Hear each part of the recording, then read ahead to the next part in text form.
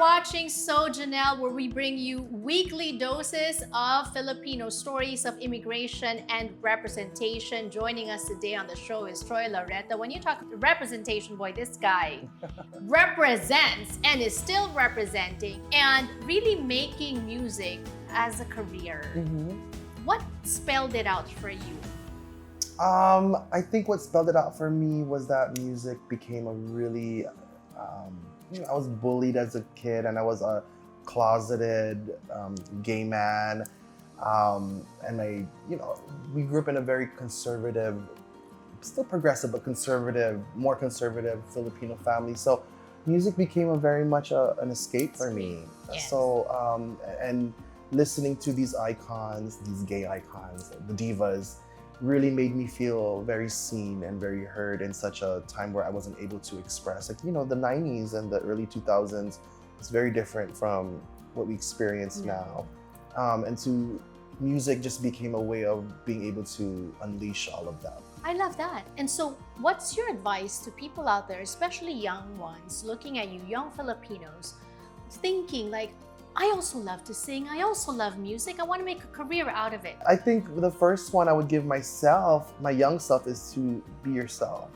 I think that there's so many standards of who you should be or what you should be proud of who you are. And I think that being an authentic artist gets you far. I think also I did a lot of prayer. I'm a huge man of faith. I cuss a lot, I talk a lot. I still love Jesus. I love being able to just sit at night and be grateful to God, a higher power, for bringing me to these beautiful places. And I think that it gives you something to work towards when you have spiritual guidance like that. And also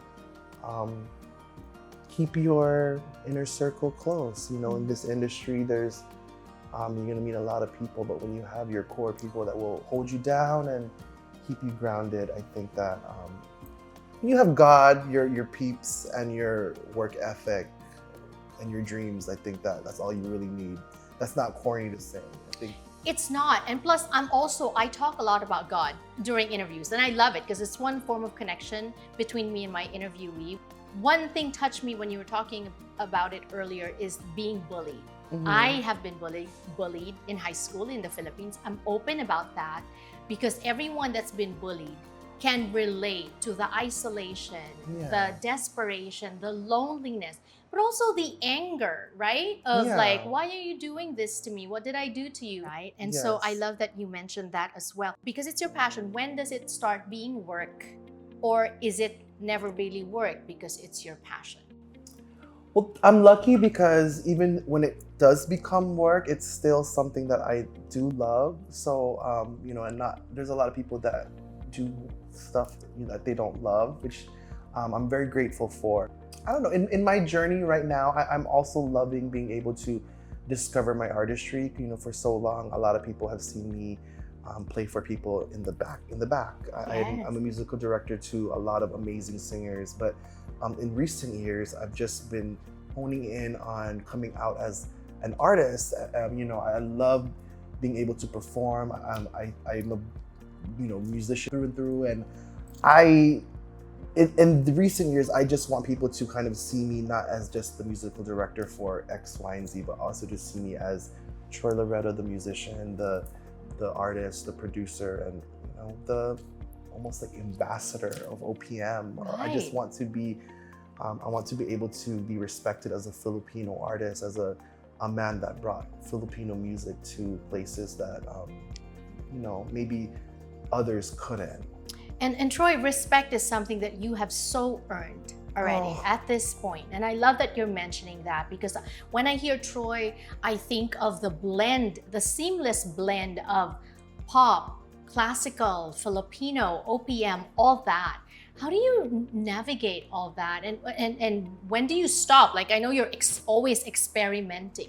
I don't think I'll ever stop experimenting and evolving, especially when it comes to shaping the new age of OPM. I always want to take OPM to a different place.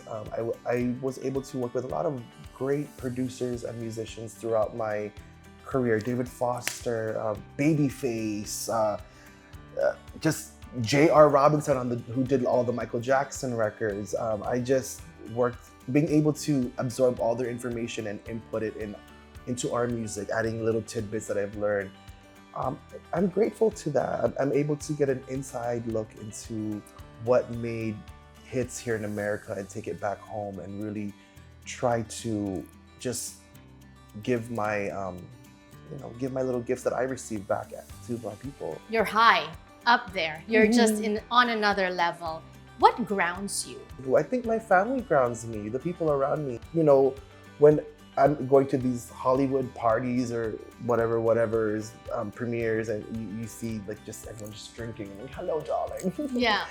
I love that too, but when you're able to go home and to either to Hawaii or to Cebu and just be reminded, like, hey, like, how you doing? Did you eat yet? Yeah. That's what grounds me. I'm reminded to just keep your feet on the ground, because God will take you up, but if you get too crazy, honey, God will take it away. I know. Troy Laureta being so candid with us today on So Jannelle. We will be back with more. Don't go away. Thank you for sharing your time with us here on So Jannelle, bringing you stories of immigration and representation. Happy Sunday if you're watching on TFC. Happy Saturday if you're watching on ANC. And happy Monday if you're watching on KXLA Channel 44 here in Southern California. We are also available on demand on I1TFC, and we are always on our social media platforms at So Jannelle TV. In fact, we will have an exclusive just for social media conversation, quick fire, later on with Troy Laureta joining us on the show. Troy Laureta is a celebrated musician, artist, musical director, producer, everything, right? And he is such an inspiration to a lot of Filipinos because, like most of us, grew up Filipino in a Filipino household, eating the same food that we ate, loving the same things that we did, but he is representing for us. Troy, when people see you, they see this very artsy, some will say eccentric musician. Many would say eccentric. But this conversation is proving to be one of my most favorites, really, because you are just so grounding. You are so open about pain, about being bullied, about challenges in life. What challenges you still? Ooh. Sometimes at night I get a little bit of imposter syndrome. Oh, right. Going back home, I get to really see how much talent we have in the Philippines, how amazing everybody is, how overqualified a lot of people are. And I sit at night and be like, thank you, Lord, for giving me the opportunity, because there's so many people that are so much better than I am, so much more talented. A lot of them work their booties off, like, especially when I go back home, I get to see really the hustle of the Filipino musician and the Filipino creative. And I'm just, at times I'm like, it sounds so corny. Why me? Like really, like why? Like, there's so many people, and I'm just very grateful that God has given me the opportunity to showcase what I got. And that's what kind of, challenges me. Like, you got to make it good. You are representing, and you don't want to have people just celebrate you because you're Filipino. You better be 10 times better than all these people and the people that that you are essentially competing with. How do you deal with criticism? I cry. No. No. Okay. I do, everyone would get affected. I think people will be lying. There's a lot of people that put on social media, I don't care what people say. Of course you do. I used to be a little more like Simon Cowell, like, I don't like that. Right, like this. yes. But, as I got older, you get to be a little more empathetic and see how much work goes into putting out art. So I love that. What projects are you most excited about? I am so excited to, I have a project out.